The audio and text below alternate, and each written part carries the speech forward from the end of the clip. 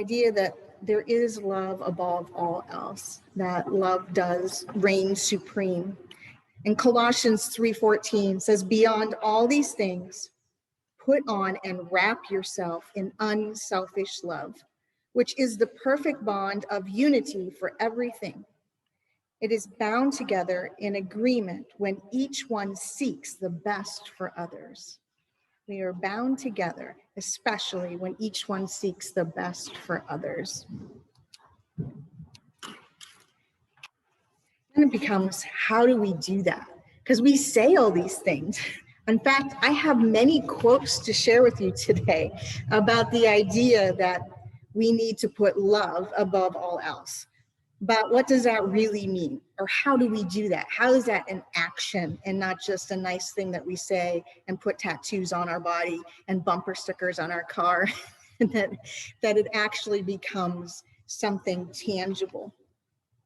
In order to get there, though, I want to talk about the idea that we each, all of us, go through a growth process. And it's going to depend on which literature, which philosopher, and which spiritual background you're picking on what the names are for all of those levels, right? Or all of those steps.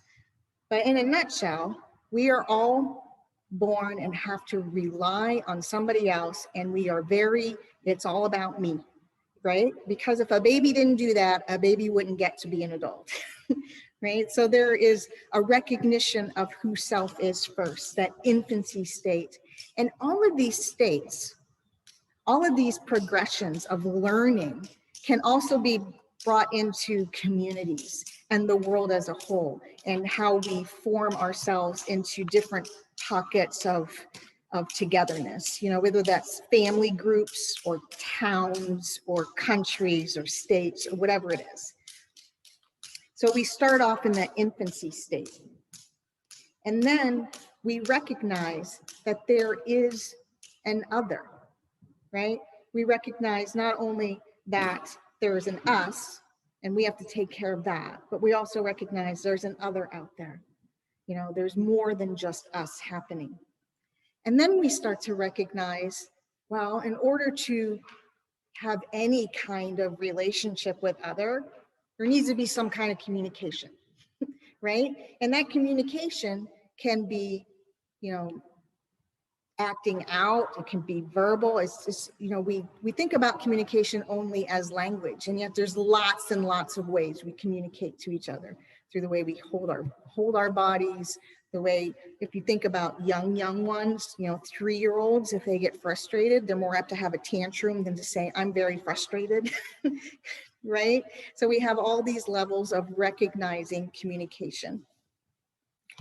And then we work our way into reasoning. So we've learned how to communicate, but how do we learn how to really listen and reason what we're saying and what we're hearing and what we're recognizing? And how does that play into our worlds? And then we recognize with that reasoning, the next level or step or segment is that we are part of something greater. Whether we recognize that as we're part of a family, again, or we're part of a church group, or we're part of a state, however, a village, however that works for us. And a lot of us get to a point where we're like, not only are we part of something greater, we're part of something really great, like a whole world community or a whole universe and divine community. And then we recognize that life serves a purpose, and we start to explore what that purpose really is. And in that work, in that recognizing of purpose, we actually have to look at some what we call shadow things, which I'll define in just a moment, in order to really bring out the light part of that purpose. And then we integrate it. Somehow we integrate that all together, and we recognize other people's journeys along with our journey, along with the greater journey, along with truth of our past and our future, and recognizing that present love at the moment. Those are possibilities for everybody. I'm not saying that everybody journeys all of those, right? And especially in communities, when we talk about not just the individual, but a community doesn't always travel through all of them, right? And we can see that through time, that we tend to separate ourselves out a little bit. So when a group of people are recognizing a more, recognizing a broader, a greater, that they go beyond that and they start to include what they did before and they're doing the work. Sometimes there's a backlash, right?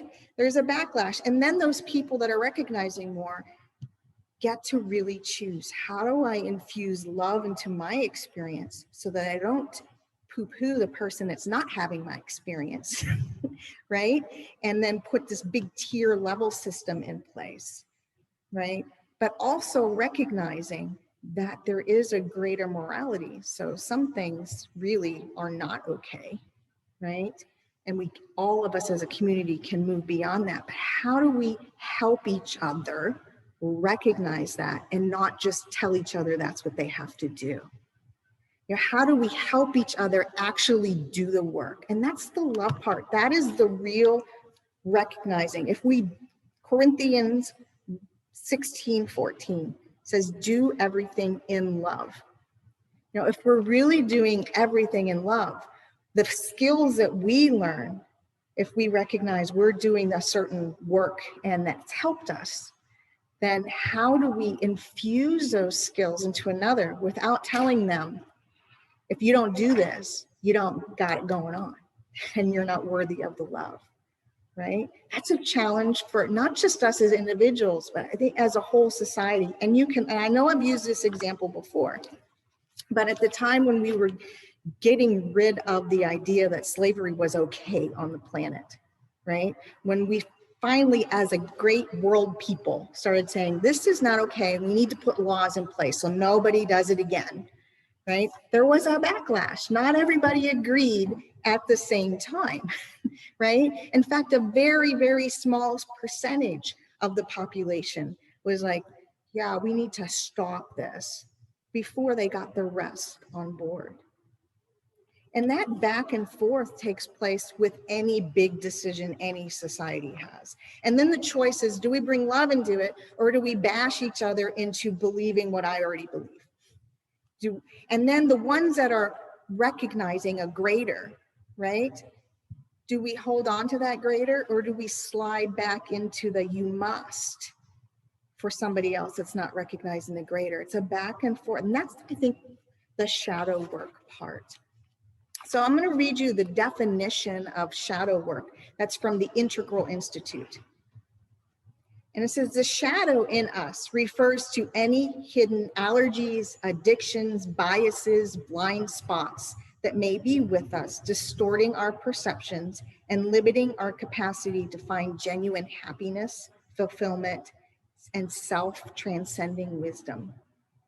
Often our shadows are the result of some hidden, unintegrated piece of ourselves that we are projecting outward into the world around us.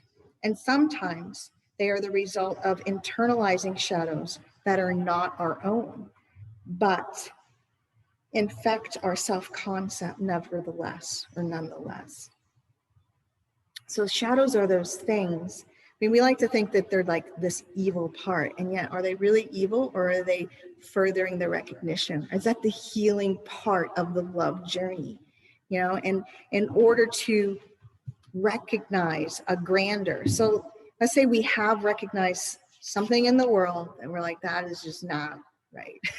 We can't, there's an inequality, there's a, like, whichever, you know, the idea of one culture being below somehow of another, you know, all that. Let's say we totally recognize that and we want to bring that perspective. Well, first, we need to work on ourselves and say, what part do I need to shine love on for me, right? What part of me in that topic do I need to shine light on so that I can even remotely be the light for others just to work on the same thing? And when we do that kind of individual work, we actually show the way for others to do the same. So we're not telling each other this is what it has to be and this is the right way, but we're really showing each other how to get there, because nobody can tell somebody else how to get anywhere.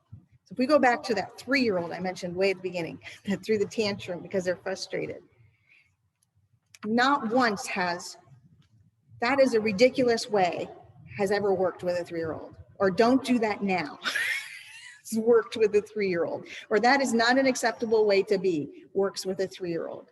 What works is getting down to eye level with the 3-year-old and saying, I recognize, you're having a tantrum, but let's work on really figuring out how to, what is the tantrum about? And an adult that's trying to figure that out works with that 3-year-old to help find the words or the trigger point that led to that tantrum. And are we willing to take that much patience with each other in the conversation? I know when my 2 youngest, they didn't speak verbally until they were like 3. They were really late speakers, and they would throw tantrums and scream like nothing else. I mean, it was just like awful screaming because they got frustrated. We didn't understand what it is they wanted. Once that was recognized, that it was a frustration that caused the tantrum and the literal screaming because what they wanted to convey, the solution then became, well, we're not going to speak. What's another way to communicate? And we chose sign language. So I don't know how much at this stage of their life they've really retained, but we were up to about 80 words of sign language, right? We started small, like things like more and cookie, and, what else, the little things that we know that are necessary, and we're able to work our way up to more words. And with that communication came a lot less frustration and a lot less tantrums. But that took a willingness to really take time to understand what the issue was to begin with. And sometimes the issue is a fear that we just don't even know we have, or a frustration we don't even know we have, unless we're willing to sit with ourselves with this shadow work.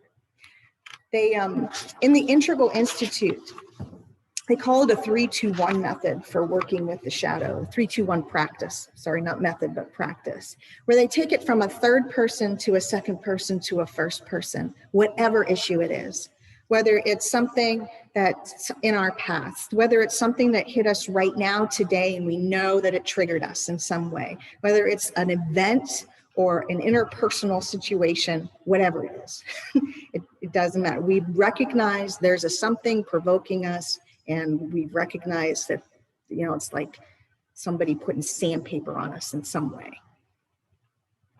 The first step there in the third person is because it's out there, it's a third person, right? That's why it's a third person. We notice what it is and we put a name to it, or we describe it. So my kids are screaming, like, oh, let's put a name to this, right?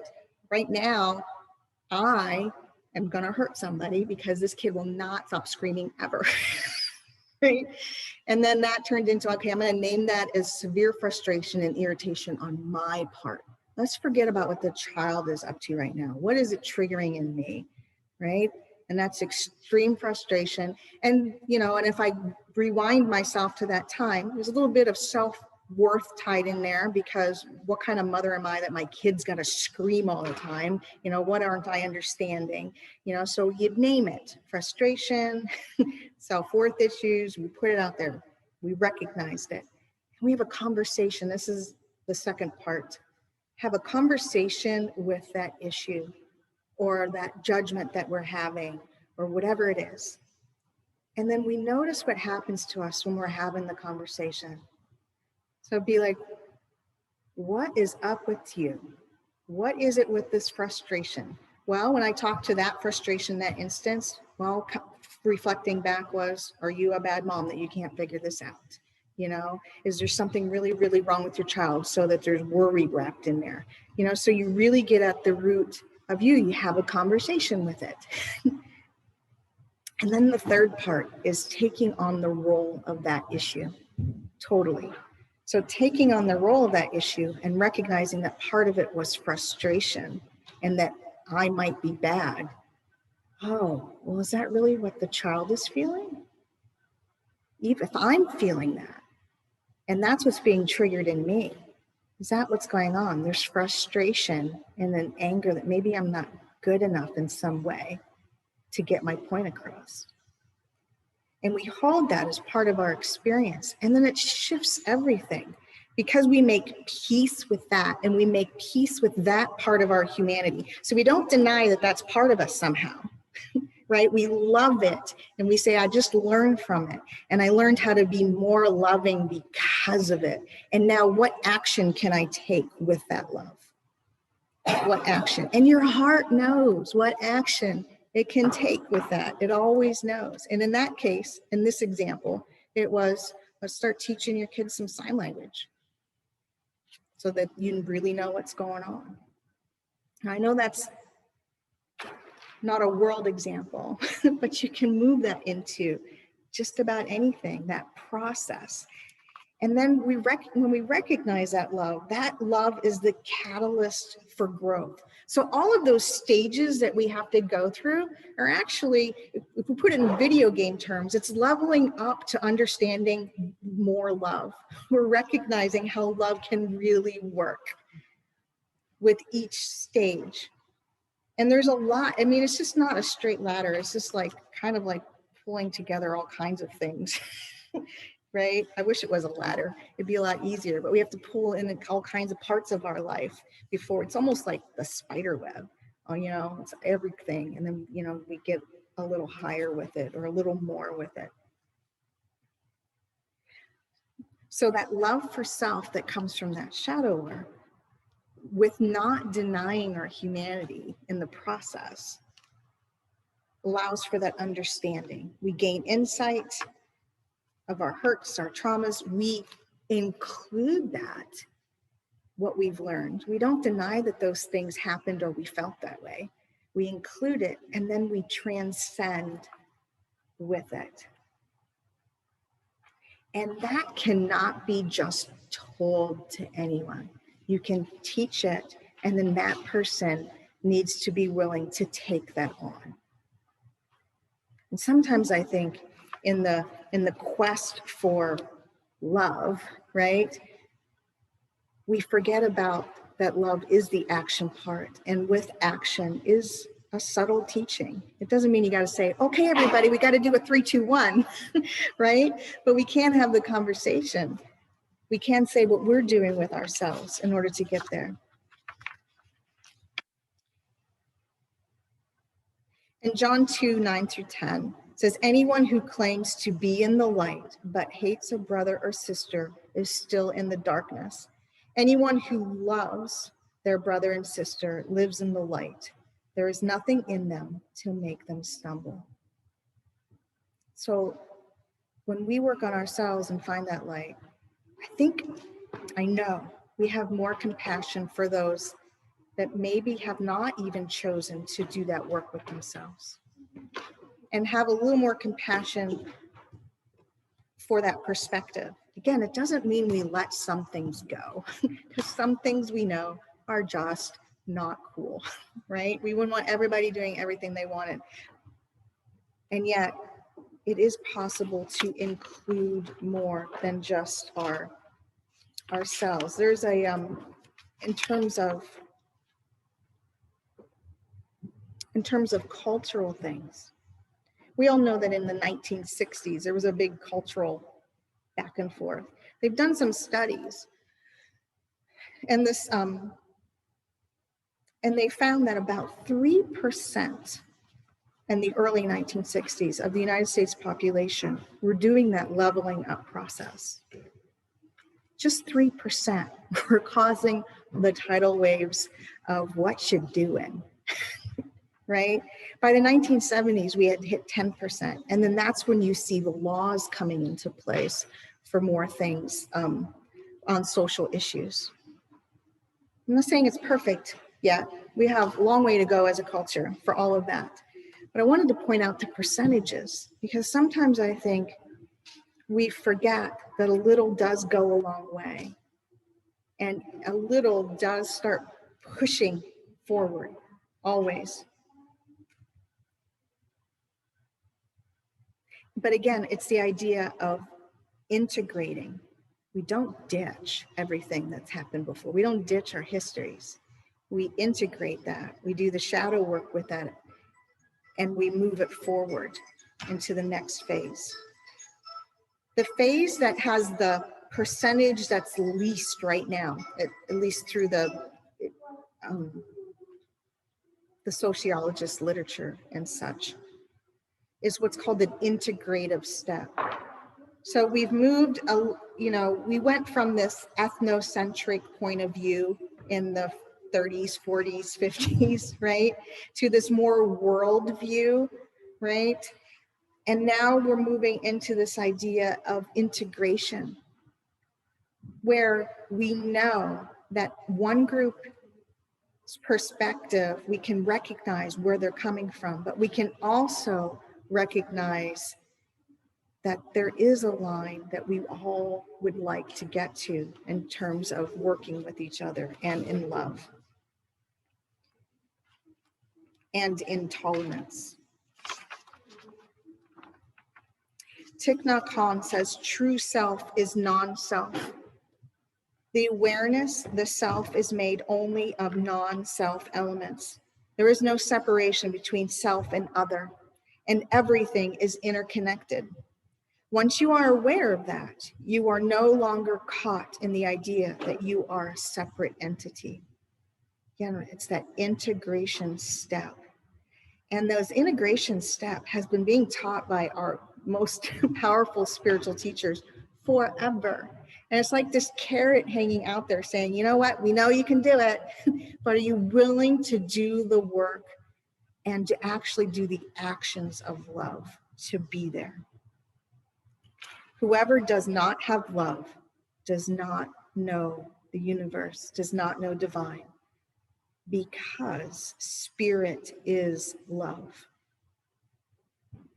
And here and in this building, I think it's a perfect example of that integration, because I know not one of you would consider yourself the same label as your neighbor in a lot of areas of life. And yet you are willing to discuss that in a way that offers perspective to each other. And that way, you all are those teachers for that work. And that teachers for knowing that we are that spirit place. And yeah, we're human and we're working on remembering that and knowing that and being that. But if we recognize that as that point out there that we really are, again, we can't tell anybody that. I've tried. Believe me, I've tried saying, well, you know, your spirit, so, you know, we have to just take care of this. And they're like, I'm like, why is this so hard to understand? And yet, the missing piece was allowing the perspective. And when I started doing that, it's like, it's not that people don't want to, but the work that we each have to do for that, you know, are we willing to help each other with that? I think that is the real challenge, to know that love is above all else. It really, really is. We also have to show it and be it and teach it. Amen.